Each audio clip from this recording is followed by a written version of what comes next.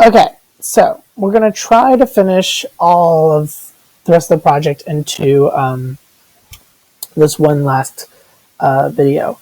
So the first half is going to be on a couple of clips from Glee.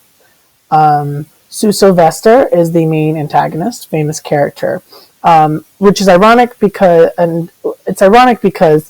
the character is very anti-gay, very anti-everything, and it's played by actually a very famous lesbian actress, and her name is Jane Lynch, and she is wonderful. She's great. Now she makes references to her enemy Will Schuester, who's the leader of the Glee Club's hair, and she uses the hair and relates it to food to basically note that he is gay, or that she believes that he is gay. So it's very interesting how we got the connections that pull those together. So we're going to try to look at 3 clips. They might be difficult to hear, but I will repeat what has been said. So let's get started. And you may have a point. I spend large segments of each day picturing you choking on food. And I recently contacted an exotic animal dealer because I had a very satisfying dream that the 2 of us went to a zoo and I shoved your face into one of those pink inflamed monkey butts. Okay, so that was that one. 402 is next. Okay. Apartment. I want to bring some Asian cookery to rub your head with. So right now you got enough product in your hair to season a wok. And then we have 559.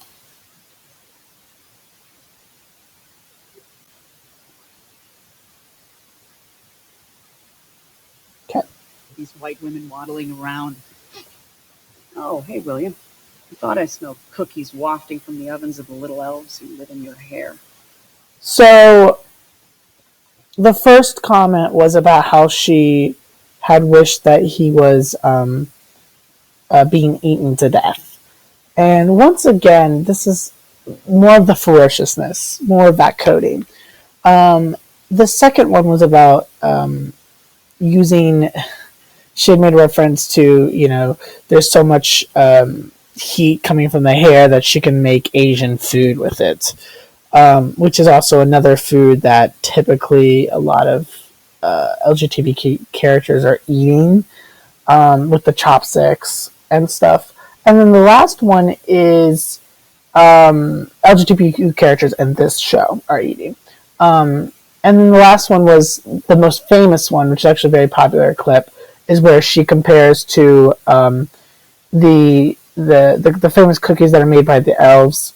That they live in his hair, her enemy's hair, Will Schuester's hair, and basically that is a very demeaning insult, because it's basically talking about how he's being primped and groomed to be a gay man.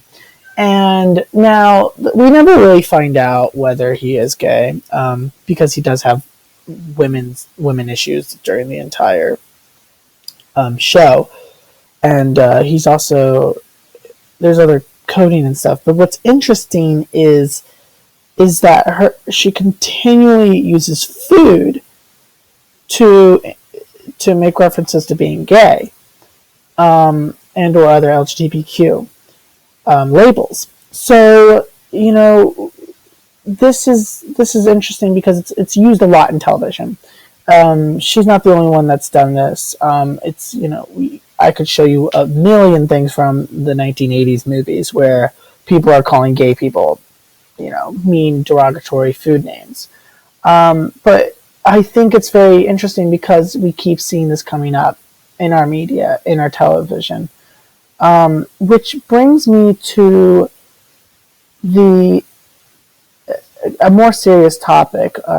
So I was looking for literature and foods with LGBTQ persons, and it was very difficult. But I did come across an article about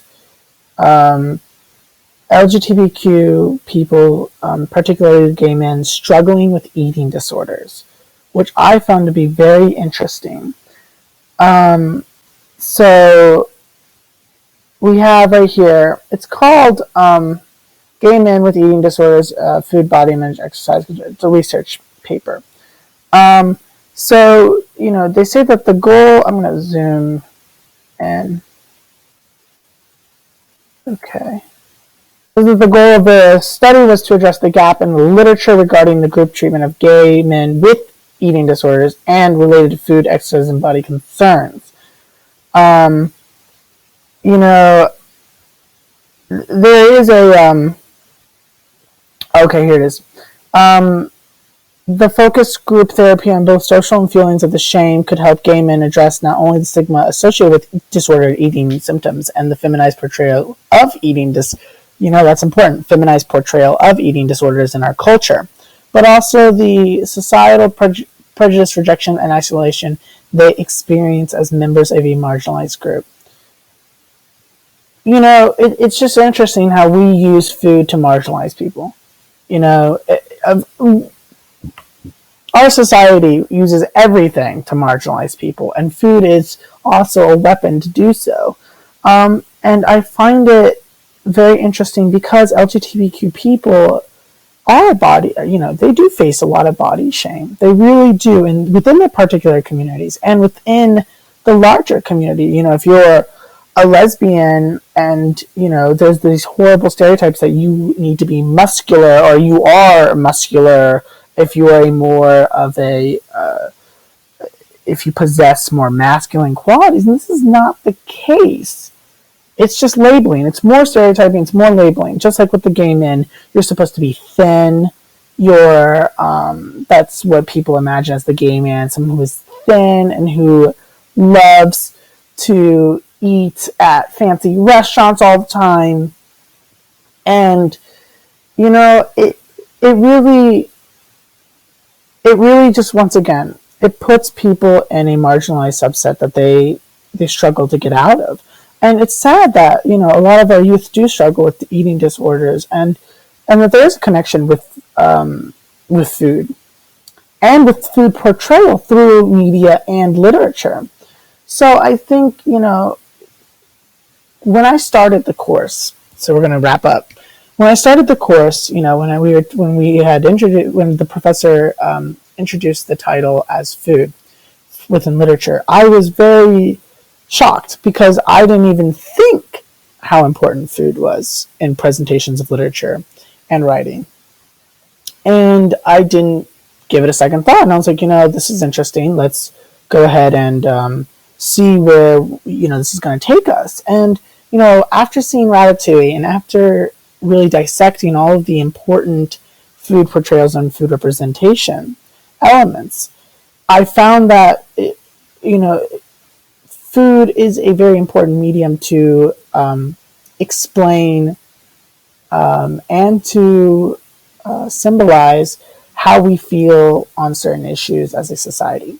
And so I think, with me being a gay man, it's particularly, this topic hits home because, I've been called these names before.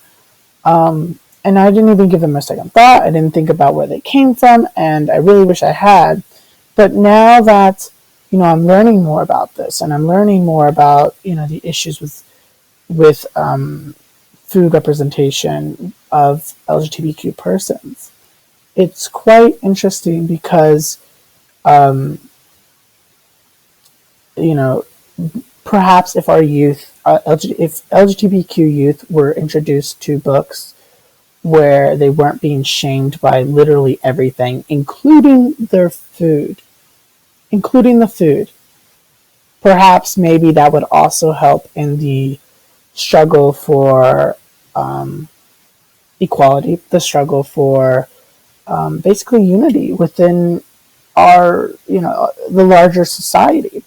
So overall, this project was really fun to do, and I thank you so much for just for the class and also for all the really interesting insights of the food representations. And I hope you enjoyed this presentation, and that is a wrap. So thank you so much.